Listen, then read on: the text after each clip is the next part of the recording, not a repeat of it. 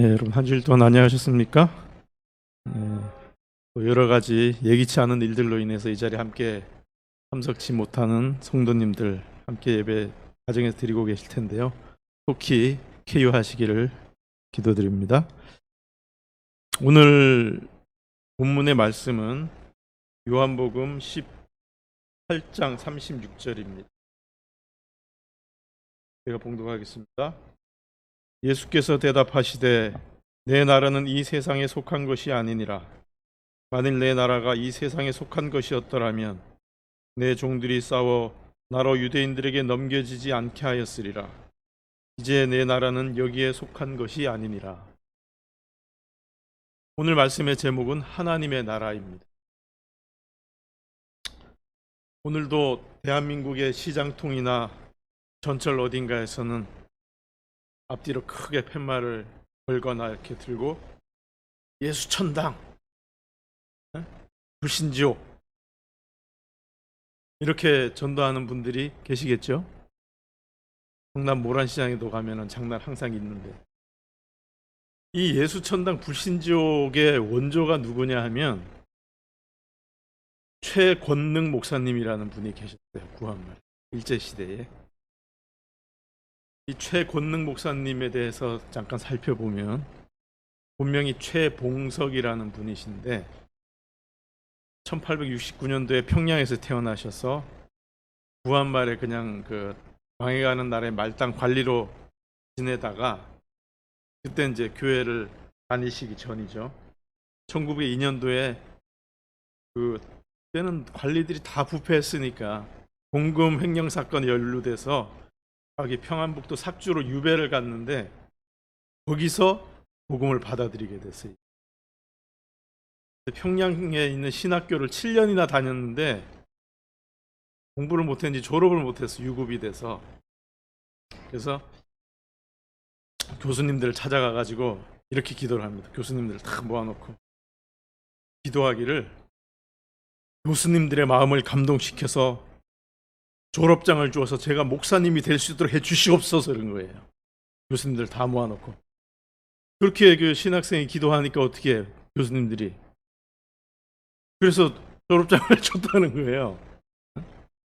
그런 일화가 전해지는데, 만주에 가서 파송 목사로 봉사하기도 했고, 또 1938년도에 신사참배를 결의한 교단들, 교회 차원에서 하도 이제 박해가 심하니까 신사참배를 하기로 이렇게 결의했는데, 그 교단의 결정에 대해서 총회는 사탄의 회로 전락했다라고 반대하다가 경찰한테 체포돼서 1939년 70세 된 나이에 5년 동안 옥고를 치르게 됩니다. 그럼에도 굴하지 않고 40일 동안 금식 기도를 하시다가 결국 이제 몸이 너무 허약해지니까 병보석으로 풀려났지만 이제 몸이 너무 망가지셔가지고 1944년 4월 15일에 가족들을 다 모인 자리에서 하늘에서 전보가 왔구나, 하나님께서 나를 오라고 하신다 라고 하고 고생과 수고가 지나가는 이 찬미를 가족들과 함께 부르고 75세를 일기로 돌아가셨습니다. 물론 이제 우리 재림교회 목사님은 아니신데 이분이 바로 예수 천당 불신지옥의 원조예요. 이 유명한 일화가 있는데, 하루는 평양의 어떤 거리에서 지나가는 사람들에게 예수 천당 불신지옥 이렇게 이제 전도를 한 거예요. 근데 마침 일본군 연대장이 말을 타고 지나가고 있었는데 거기다 대고 벼락 같은 소리로 예수 천당 불신지옥 이렇게 하니까 말이 깜짝 놀라고 막 해가지고 연대장이 말에서 떨어졌어요. 그 바람에 그냥 얼마나 그때 시대 연대장이 그랬으니까, 그래서 잡혀가가지고 막 매질을 하고 신문을 했는데, 이제 그렇죠. 아마 제가 얼마 전에 그 오래된 방송을 보니까 가수 조영남 씨가 군대 가서 박정희 대통령이 이제 오는 자리에서 노래를 하라고 했는데 자기가 잘 보이겠다고 해서 뭐라고 했냐면, 박정희 대통령이 좋아하는 황성예트를 불러라라고 이제 지시를 받았는데 그걸 안 부르고 뭘 불렀냐? 얼씨구 시구 들어간다, 작년에 왔던 각설이가 죽지도 않고 또한 이걸 불렀다는 거예요. 그래가지고 막 육군본부가 다 뒤집어지고 참모총장이 막 해가지고 이제 헌병대 잡혀갔는데 신문을 하기를 도대체 무슨 생각으로 이제 대공 용의점이 없는지 이런 걸 조사를 한 거예요. 근데 그때 당시에 이 조영남 씨의 학교 동기들이 군 법무관으로 있는 동기들이 쟤는 원래 저렇게 정신이 좀 이상한 놈이다. 아무런 생각이 없이 그렇게 했다라고 해서 풀려났다는 그 일화를 들은 적이 있었는데, 예, 좀 이상하죠. 근데 이 사람도 최건우 목사님도 이 사람이 무슨 불량한 생각을 가지고 연대장한테 위해를 가하기 위해서 그랬나 보다라고 막 조사를 해보니까 아니 그런 건 전혀 없고 막 이렇게 주변에 조사를 해보니까 원래 저놈은 저렇게 예수천당 불신령을 외치는 놈이다. 그래가지고 때리면 때릴수록 자기도 더 크게 예수천당 불신족을 하는 거예요. 그래서 그 헌병 조사관이 너는 건들기만 하면은 그 말이 나오냐고 그러니까 이 목사님이 대답하기를 내 속에는 예수님밖에 들어있지 않기 때문에 건들기만 하면 예수님이 나오는 거다. 그렇게 해서 이제 풀려났다는 그런 일화가 있습니다. 오늘날에도 이게 눈살을 찌푸리게 하는 전도 방식이죠, 사실은. 그래서 미친놈 이런 소리도 듣고 그러는데, 근데 이분은 워낙에 진정성이 있고 언행이 일치되는 삶을 살았기 때문에 또 교회를 무려 74곳이나 개척을 하셨다고 그래요. 그래서 이 목사님이 그렇게 외쳤던 천당, 예수천당이라는 말은 사실은 천당이라는 말은 성경에는 없죠. 오히려 불교의 용어라고 할 수가 있습니다. 당은 집당자잖아요. 천국 할 때 국은 나라 국자고. 그래서 불교에서 윤회의 굴레를 벗어나서 강아지로 태어났다, 뭘로 태어났다, 물론 이렇게 태어났다, 그걸 벗어나서 부처의 경지에 오르지 못한 사람들이 끝없이 윤회를 반복하는 그 천상의 세계가 바로 천당이라고 합니다. 근데 이제 기독교가 우리나라로 전파돼서 토착화되는 과정에서 우리에게 익숙한 용어로 그렇게 이제 정착이 되었던 것 같은데, 아무튼 오늘은 이 천국, 하나님의 나라에 대해서 한번 이야기를 해보려고 합니다. 어떻게 설명을 하든지 간에 우리 기독교 신앙의 목적은 천국 가는 겁니다.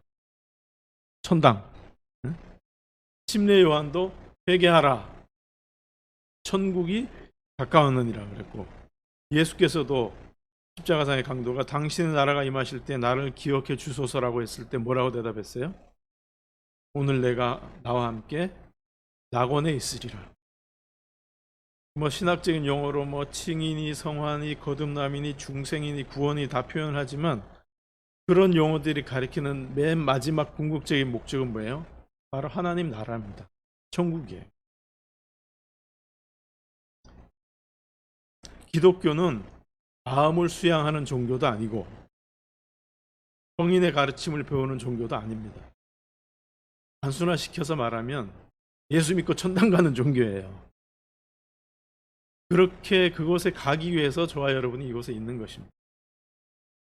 사도행전 4장 12절에 다른 이로서는 구원을 얻을 수 없나니 천하 인간의 구원을 얻을 만한 다른 이름을 우리에게 주신 일이 없음이니라.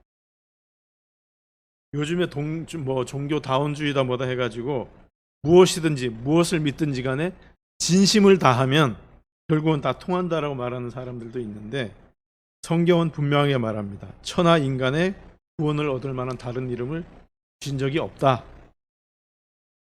다른 이름으로, 예를 들어서 다른 모든 것들을 얻을 수 있을지도 모르겠어요. 예수님의 이름 외에 다른 이름으로.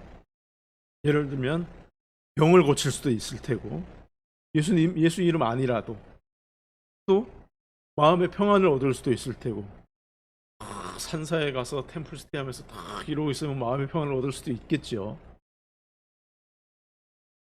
원하는 소원을 이룰 수도 있고, 기와장에다가 갑자생 김모 해가지고 뭐 자식 발복 어쩌고 써서 이렇게 기와불사하면은 소원을 이룰 수도 있겠죠.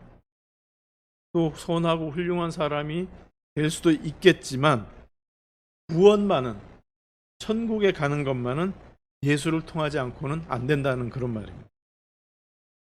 나는 천국은 됐고 극락이나 그냥 용궁 정도만 만족한다, 이런 사람들한테는 굳이 기독교의 복음이 그런 사람들한테 효과가 없을지도 모르겠어요.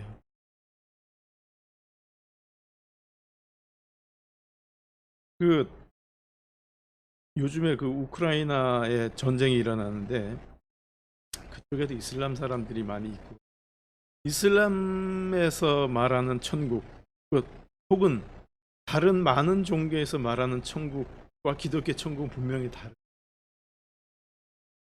대부분의 우리가 어린이들의 동화에서도 나오는 해피엔딩에 있는 그런 이야기나 천국의 이야기들은 대부분 이 땅에서 죽어라고 고생한 사람들이 거기 가서 띵까띵까 부귀영화 누리는 곳이 천국이에요.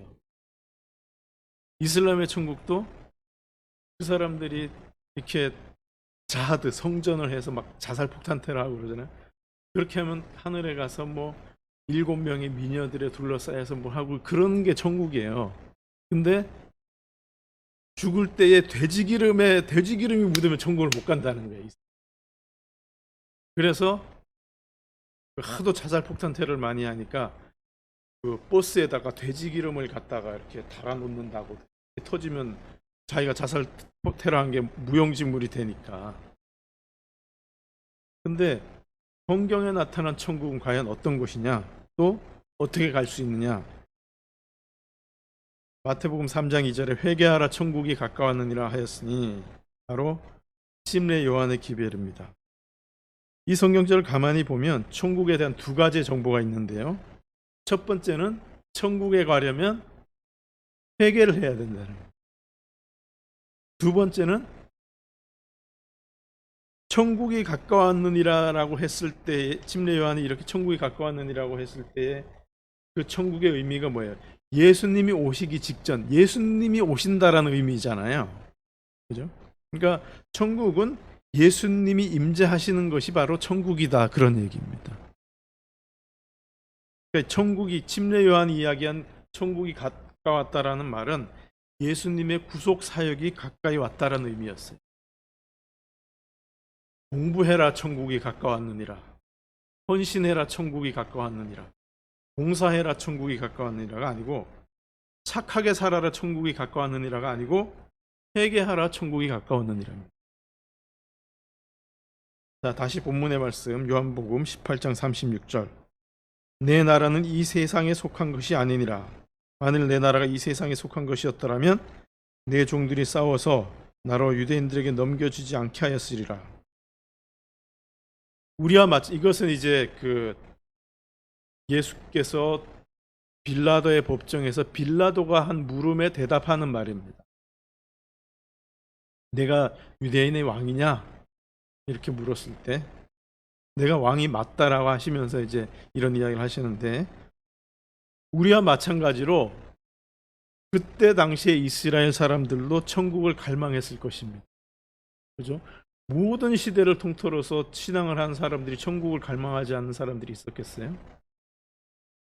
근데 사람들마다 마음속에 그리는 천국은 아마 다 달랐을 것이라고 생각을 합니다.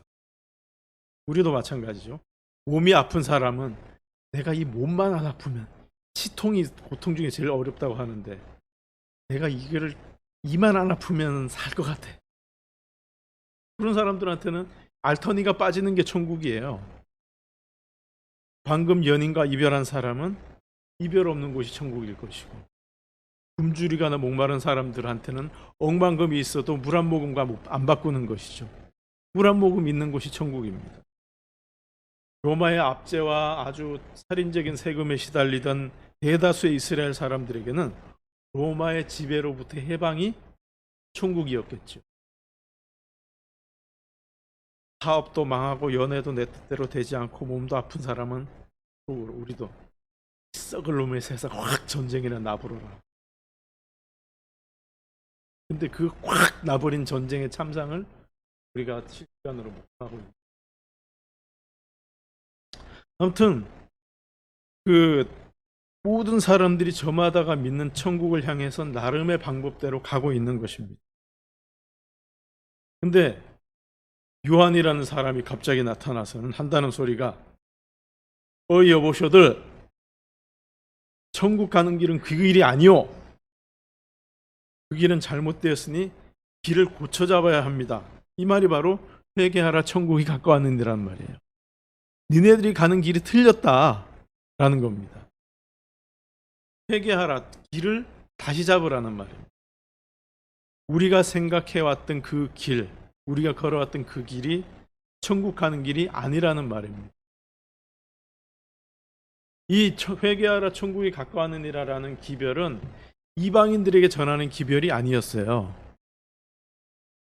하나님의 백성들, 그때 당시에 유대인 백성들에게 전하는 기별이었습니다. 즉 믿음의 길에 서 있는 사람들에게, 또 서 있을 뿐만 아니라 아주 열심히 걸어가고 있는 소위 말하는 선택된 백성들에게 전하는 기별이 바로 침례 요한의 기별이었습니다. 그러나 잘못된 천국 길을 가고 있던 그때 당시에 많은 사람들, 대제사장들과 서기관들과 바리새인들이 어떻게 됐어요? 자기의 길을 바로잡기는커녕 예수를 잡아서 법정에 세운 것입니다. 근데 이 빌라도, 본디오 빌라도, 본토 발음으로 하면 폰티우스 필라토스, 이 사람이 얼마나 배운 사람이겠어요. 오늘날 현대 우리나라의 헌법도 다 이 로마의 법으로부터 이렇게 내려온 것인데, 그때 당시에 최고의 교육을 받은 이 사람의 법리적인 상식으로 보니까 이 사람한테 죄를 찾지를 못하겠는 거예요. 그래서 이거는 유대 종교, 니네들이 종교적으로 해결할 문제지 이걸 왜 나한테 갖고 오냐라는 것이잖아요. 또 자기 와이프도 갖다가 괜히 쓸데없는 짓 하지 말라고 그렇게 한 거. 그래서 유대 지도자들에게 나는 그에게서 아무 죄도 찾지 못하겠노라 라고 이야기했던 것입니다. 그런데 이 나는 아무 죄도 찾지 못하겠노라 하고 예수님한테 진리가 무엇이냐라고 물었던 빌라도의 천국은 뭐였어요? 빌라도가 그리는 천국은 내가 이 유대 총독의 자리를 끝까지 붙들고 유지하고 여기서 잘해가지고 본토로 가서 뭐 집정관이 되든지 이렇게 하는 게 자기가 목표, 출세하는 게 목표. 제자들의 천국 또한 다르지 않았을 것입니다. 또 예수께서 잡히시기 전에 예루살렘에 올라가실 때 종려나무 가지를 흔들고 호산나를 외치고 길바닥에 자기 외투를 깔고 이랬던 군중들의 모습, 그들이 외쳤던 그랬던 천국도 또 다르지 않았을 것입니다.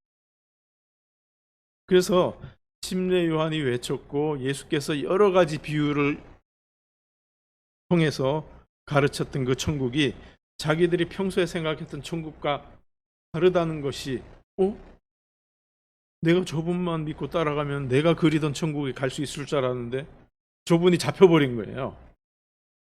그러니까 자기들이 그리던 천국이 어떻게 됐어요? 깨져버린 거죠. 그러니까 빌라도의 법정에서 다 떠나가 버려요. 심지어 누구까지도? 베드로까지도. 내 나라는 이 세상에 속한 것이 아니니라. 우리들의 천국은 어디에 속한 것인가? 이 회개하라는 침례 요한의 기별이 아직도 우리에게 유효하게 들린다면 우리는 뭔가 잘못된 길에 서 있을지도 모르겠습니다. 이 회개라는 단어가 원어적으로 보면 나함이라는 단어가 쓰일 때가 있고 슈브라는 단어가 쓰일 때가 있다라고 그래요.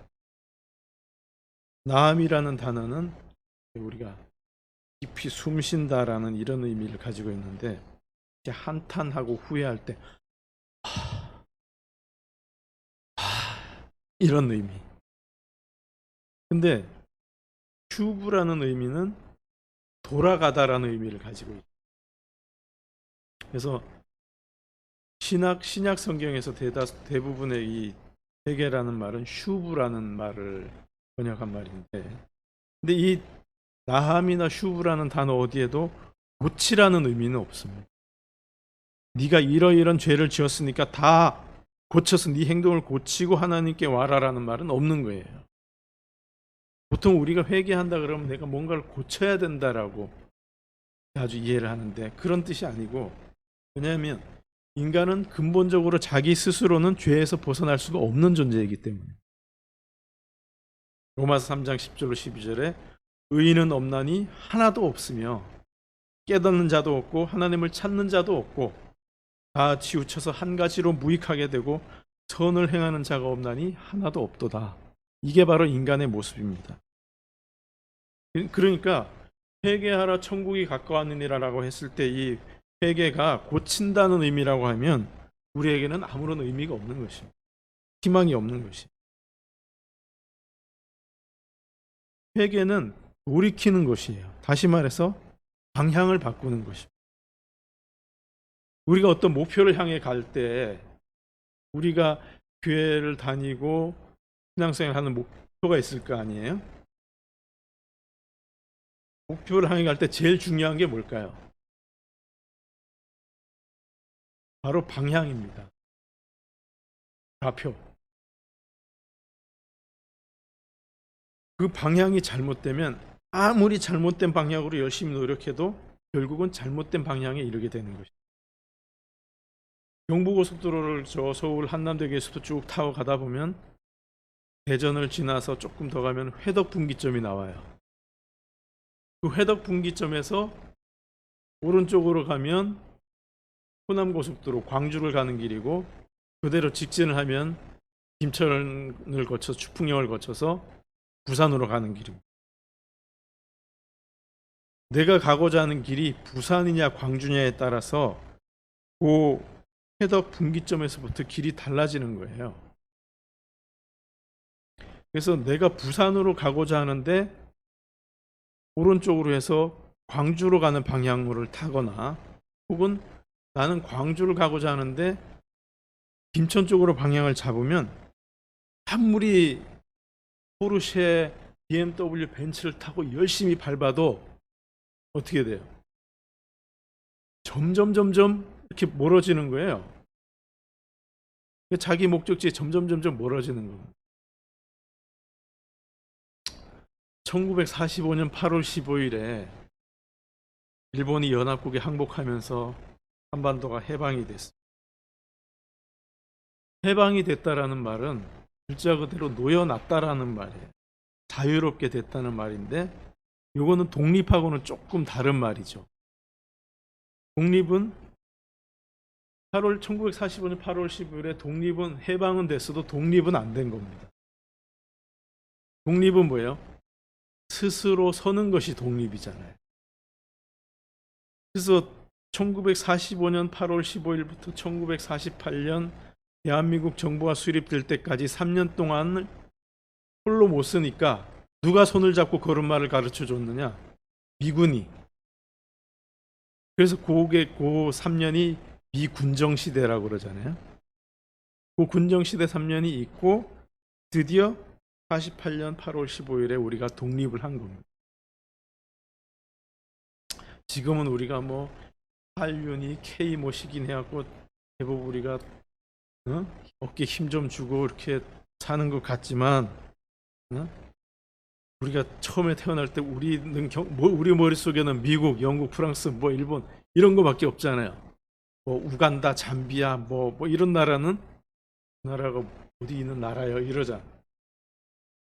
그런데 저나 여러분의 기억 속에서 멀지 않은 1970년대에 우리나라 1인당 국민소득이 286달러였다. 요즘에 저 전쟁 때문에 환율이 많이 올랐는데 지금 환율로 계산하면 35만 원 조금 더 돼요. 1인당 1년에 버는 돈이. 그러니까 4인 가구 기준으로 해도 한 140만 원 정도를 가지고 1970년대에 우리 어머니 아버지들이 살았다는 거예요. 오늘날 최저임금도 안 되는 돈을 가지고 자식이 말이 좋아서 4인 가구지, 그때 당시에 막 8인 가구 이러잖아요. 그때 당시 북한의 1인당 국민소득은 384달러였다고 합니다. 우리보다 더 높았어요. 1970년도에. 조사 대상 160개국 중에 북한이 82등이었고 한국이 100등이었어요. 한국보다 앞선 나라들 중에 과테말라, 티니지, 잠비아, 파푸아뉴기니, 지금도 무슨 세계 여행 같은 프로그램 보면 이렇게 막 이렇게 있고 그냥 우가우가 하는 그런 나라들 있잖아요. 그런 나라들보다도 못 살았던 나라예요. 그로부터 50년이 지났죠. 해방으로부터 70년이 지났지만 2021년의 한국은 어떻습니까? 사실 뭐 오늘날 우리가 필리핀 가면은 뭐 필리핀 하면은 야 한국에 싸들고 필리핀 가면은 황제처럼 산다. 요즘은 그렇지도 않다고 합니다만은 그런 이야기 하는데 그 필리핀이 그 우리 어렸을 때 홍수환 선수가 챔피언 먹은 그 장충체육관을 필리핀이 지어준 거예요. 북상에서. 근데 오늘날은 그야말로 오늘 옛날엔 GNP라고 따지면 오늘 요즘엔 이제 GDP 국내 총 생산을 가지고 따지는데 세계 10등입니다. 근데 어떤 사람들은 말하기 좋아하는 사람들은 이것이 우리 민족이 한 민족의 우수한 두뇌와 어쩌고 저쩌고 이런 말도 안 되는 이야기를 하는데 그렇게 따지면 한민족이 그렇게 우수했으면 전선에서 60km 떨어진 저 북한에 있는 한민족은 왜 저 모양이에요? 네? 멍청하고 게을러서 그럽니까? 그렇지 않아요. 그 사람들도 똑같이 우리와 같은 유전인자를 가지고 있고 몽고 반점을 가지고 있는 한민족입니다. 똑같이 열심히 살았고 우리보다 더 열심히 살았겠죠. 먹고 살려고. 사실 저보다 우리 어머니 할아버지 세들이 훨씬 더 열심히 살았겠죠. 새벽부터 가서 밥 메고 열심히 안 살아서 그런 게 아니고 우수하지 않아서 그런 게 아닙니다. 같은 출발선상에서 해방 당시에 북한이 조금 더 앞서 있었는데 오늘날 이렇게 차이난 이유는 뭐예요? 지도자가 엉뚱한 길로 인도했기 때문에. 이유는 딱 그거 하나입니다. 북한은 소련이라는 친구를 통해서 공산주의, 사회주의라는 레일로 달렸고 70년 동안 남한은 미국이라는 친구를 통해서 자본주의, 민주주의라는 레일을 타고 달렸습니다. 서로 반대 방향으로 달린 것이죠. 두 체제 모두 가면서 오르막도 있고 내리막도 있고 커브도 있고 길도 끊어져서 고치면서 달리고 이랬겠죠. 우리나라도 뭐 우여곡절이 많았잖아요. 그러나 비슷하게 가는 듯이 보였던 두 나라가 1975년을 기점으로 점점 이렇게 벌어지기 시작합니다. 75년이 바로 회덕 분기점이 되는 신앙도 마찬가지입니다. 우리가 열심히 하는 걸로 따지면 108배를 하고 3000배를 하는 불교 신자들이나 혹은 저 티베트의 종교 그 오체 투지하는 사람들 있잖아요. 1년씩 막 성지순례 하는 사람들. 그런 사람들 따라갈 수 있어요? 하루 한 끼 금식하는 것도 힘겨워가지고 이놈의 하루가 언제 지나가나 이러는데 또 사회적인 헌신이나 봉사로 따지면 그 총량면에서 카톨릭을 따라갈 수가 있습니다. 성경 공부하는 걸로 따지면 여호와 증인이나 신천지 따라갈 수 있어요? 하나님의 교회. 그런 것이 신앙의 길이라고 하면 날샌 거예요. 다수결로 따져도 쪽수 많은 게 이긴다 그래도 마찬가지예요. 다수결로 따져도 우리는 개입이 안 돼. 중요한 것은 우리가 무엇을 하느냐, 3000배를 하느냐, 오체 투지를 하느냐, 봉사를 하느냐 이게 아니라 우리가 어떤 길에 서 있느냐 하는 것입니다. 우리가 길을 제대로 찾고 있느냐, 예전 길에서 돌이켰느냐 하는 겁니다. 그게 바로 회개인 것입니다. 우리가 마음속에 그리는 천국, 그냥 남들 듣기 좋으라고 교회에서 공식적으로 이야기하는 천국 말고 우리가 진정으로 마음속에 그리는 천국이 어떤 것인가? 우리는 무엇을 바라고 예수님을 쫓아다니면서 종려나무 가지를 흔들고 호산나를 외쳤는가 하는 것을 한번 생각해 보시기 바랍니다. 입으로는 아니라고 하지만 우리 마음속 깊은 곳에서 야고보와 요한의 어머니처럼, 어떤 성경절에는 야고보와 요한의 어머니가 그랬다고도 하고 또 다른 복음서에는 야고보와 요한이 직접 그랬다고도 나오는데, 왜? 당신의 나라가 임할 때에 우리 아들을 하나는 우편에 하나는 좌편에, 그래서 권력 실세가 되고자 종려나무 가지를 흔드는 것은 아닙니다. 마치 얼마 전에 대통령 선거가 있었는데 거기서 뭐 떡고물이라도 하나 얻어먹겠다고 이러고 하는 사람들처럼, 응? 코로나다 전쟁이다 뭐다 해가지고 마치 사람들이 마지막 시대의 징조다, 이제 마지막인가 봐 막 호들갑을 떨어대는데, 생각해보면요, 인류 역사가 시작된 이래로 전쟁이 없었던 때가 없습니다. 전염병이 없었던 시대가 없어요. 이런 전염병은 아무것도 아니에요. 14세기 유럽을 휩쓴 그 흑사병 패스트 때문에 그때 당시 유럽 인구의 30%, 많게는 60%가 죽었다고 합니다. 중요한 것은 오늘날에 뭐 전쟁이 나고 뭐 어디 가서 뭐 그러고, 얼마 전에 또 보니까 뭐 전철관에서 20대 여자애가 60대 남자 머리통을 막 때리고, 세상 말세요 말세. 이게 중요한 게 아니라, 세상 말세라는 말은 소크라테스 시대의 유물에도 나온다 그래. 요즘 젊은 것들은 버르장머리가 없어. 어른들이 보면 항상 젊은 것들은 버르장머리가 없어요. 어?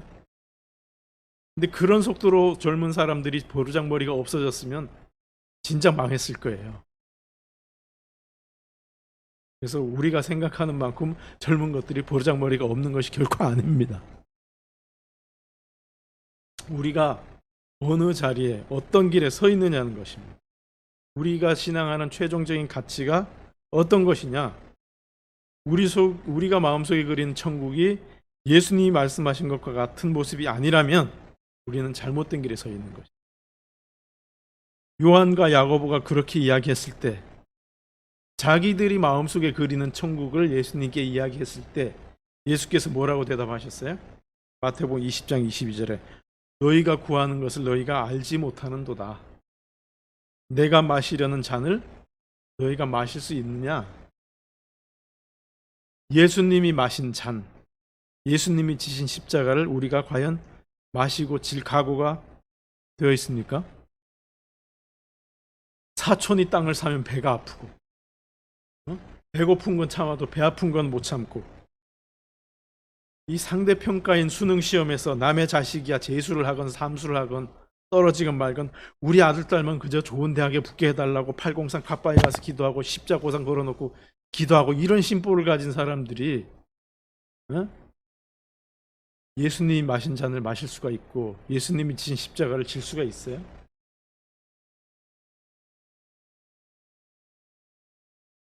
예수님이 마신 잔, 예수님이 지신 십자가가 어떤 거예요?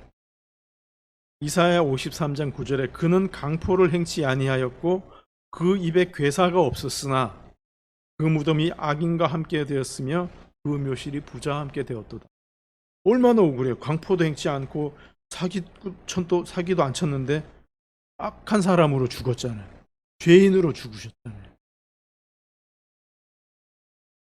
죄인으로 붙잡혀서 침뱉음과 채찍질과 벌거벗김과 조롱과 모욕과 마침내 죽임을 당하신 그런 예수님의 잔을 우리가 마실 수 있느냐?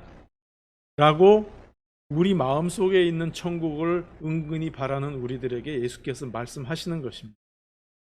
나의 마시는 잔을 너희가 마실 수 있느냐? 예수님조차도 만일 할만하시거든 이 잔을 내게서 지나가게 하옵소서라고 하신 그 잔입니다. 그렇게 하고도 뭐예요? 너희들이 과연 23절에 너희가 과연 내 잔을 마시려니와 그럼에도 불구하고 내 좌우편에 앉는 것은 내가 줄 것이 아니라 아버지께서 누구를 위해서 예비하셨든지 그들이 얻을 것이니라. 그렇게 마신다고 해도 너희들이 얻는 그런 천국은 없다, 그런 얘기예요. 아무런 보상이 없는데, 만일 내가 새벽부터 나와서 교회를 쓸고 닦고 막 단상에 꽃도 꽂아놓고 구도자 방문도 가고 막 음식도 해서 날라서 주고 막 그렇게 했는데 1년 365일 했는데 목사님이나 장로님 아유 집사님 수고하셨어 이런 얘기 또 하지도 않고 뺀질뺀질 막 나오지도 않고 그냥 뭐 이런 사람들 아이고 집사님 오랜만에 나오셨어 이러면 속으로는 안 그래도 겉으로는 안 그래도 속으로 좀 서운하지 않겠어요? 응. 처음 몇 번은 신앙의 힘으로 그래. 하지만 나중에 되면 어떻게 돼요? 그 서운함이 마음속에 있는 조그만 서운함이 태초에 루스벨의 마음속에 싹 텄던 그런 마음처럼 싹이 트고 해서 여러 방향으로 가지를 치게 돼요. 서운하진 않다고 막 이렇게 하면서도 어떻게 하냐면 우리 목사님은 말씀에 영성이 없어. 이러면서 딴 교회를 기웃기웃하게 되는 거예요. 그렇게 해서 자기의 서운함, 질투심, 시기심을 합리화시키는 거예요. 그래서 예수께서 말씀하시는 거 너희가 나의 마시는 잔을 마실 수 있으려니와 그러나 내 좌우편에 앉는 것은 내가 줄 것이 아니다 라는 겁니다. 우리가 서 있는 신앙의 길은 내가 심지어 내 몸을 불사르게 내어줄지라도 사랑이 없으면 올바른 길이 아니면 내게 아무런 유익이 없는 것입니다. 스포츠 대회에 보면 감투상이라는 게 있어요. 지든 이기든 열심히 하면 감투상을 주잖아요. 근데 감투상이 없는 것이 신앙의 길입니다. 열심히 한다고 되는 게 아니에요. 이것이 바로 그 믿음으로 말미암는 의의 길입니다. 교도소에 어떤 오래된 사형수가 있습니다. 이 사람은 오래전에 사형 판결을 받았고 집행만 기다리고 있는 사람입니다. 이 사람이 진심으로 자기의 죄를 뉘우치고 착하게 살고 성실하게 수감 생활을 해서 모범수가 됐어요. 열심히 공부해서 자격증도 수십 개나 땄고 거기서 대학을 나와서 박사학위도 진짜 그런 사람이 있다는 게 아니라 예를 드는 겁니다. 받아서 새로 신참 재수가 들어오면 법률 상담도 막 해주고 식사가 끝나면 설거지니 뭐니 식기까지 다 닦아주고 모든 일에 솔선수범하고 심지어 장기 기증까지 서약하고 시신 기증까지 막 서약을 해가지고 교도관들한테까지도 칭찬을 받는 그런 죄수였어요.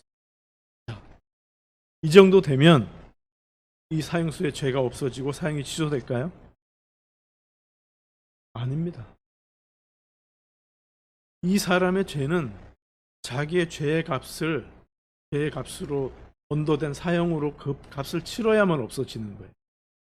착하게 산다고 모범수가 된다고 없어지는 게 아니에요. 만약에 돈으로 속죄가 된다고 했으면 교도관들이나 죄수들이 모금 운동을 해서라도 이 사람을 속죄를 했을 텐데 돈으로 되는 게 아니에요. 이 사람은 사형수니까 오직 목숨으로만 죄의 값을 치를 수가 있는 그런 사람입니다. 누군가가 나타났고 저 사람의 죄는 내가 지은 것이니까 나를 사형시키고 저 사람을 살려주시오라고 이야기해야 생명의 길이 보이는 거예요. 이것이 바로 십자가의 길인 거예요. 그 사람이 모범수인 것과 그 사람의 구원과는 아무런 관련이 없는 거예요.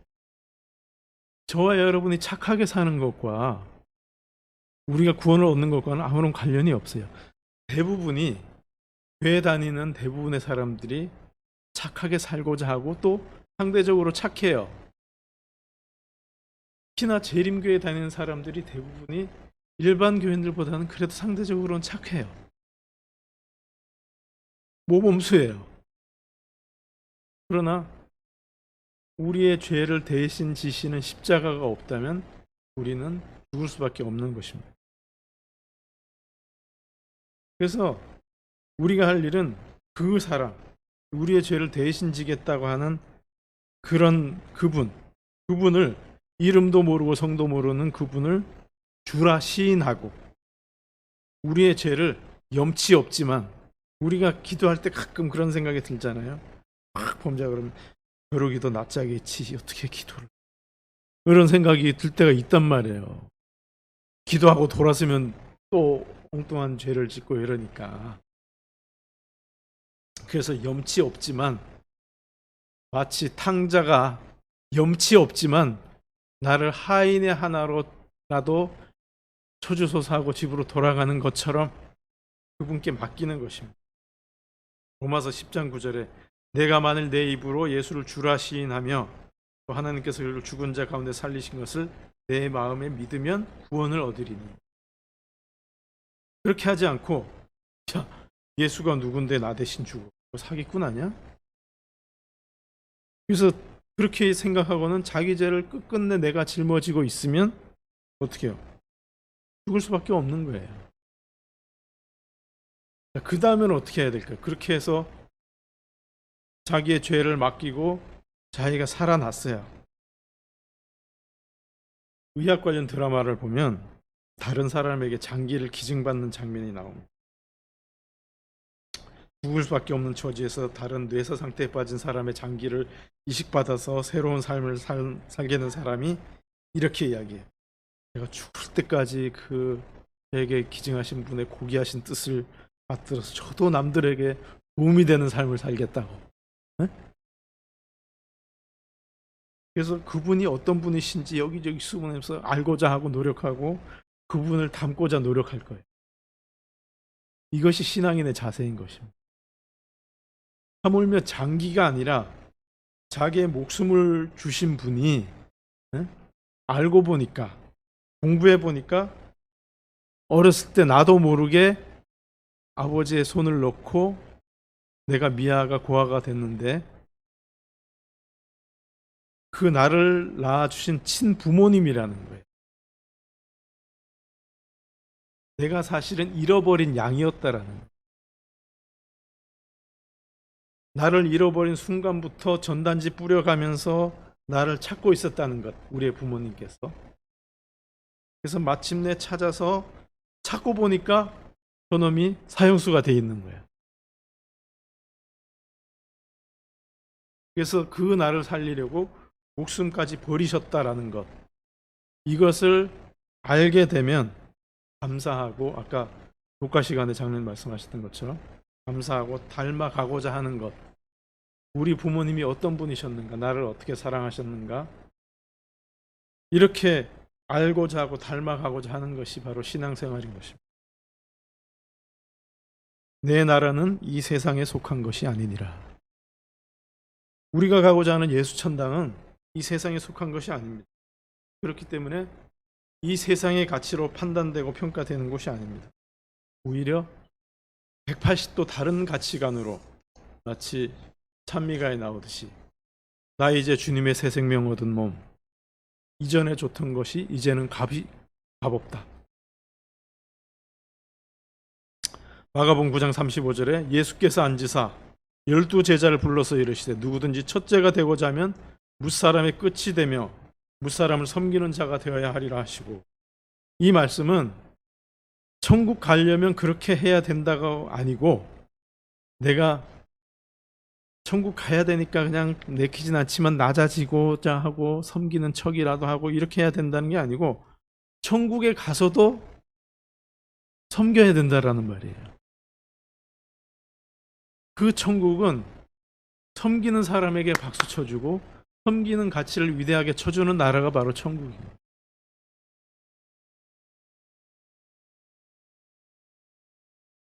이 내 나라는 이 세상에 속한 것이 아니라라는 이 말씀의 진정한 의미를 깨닫지 못한다라고 하면, 우리가 아무리 종려나무 가지를 흔들고 호산나를 외치고 우리의 겉옷을 예수님의 발밑에 깐다고 하더라도 빌라도의 뜰에 다다르면 다 예수님을 떠나고 말 것입니다. 자, 코로나가 어때요? 보일 듯이 보일 듯이 보이지 않고 잡힐 듯이 잡힐 듯이 잡히지 않고, 응? 이런 시대에 살면서 사실은 참 어려운 것입니다. 이 세상에 속한 것이 아닌 나라를 바라보면서 그분의 법도대로 살아간다는 것은 여간 어려운 것이 아닙니다. 예수님을 직접 대면하면서 3년이나 따라다녔던 야고보와 요한도 그런 엉뚱한 말을 하는 거예요.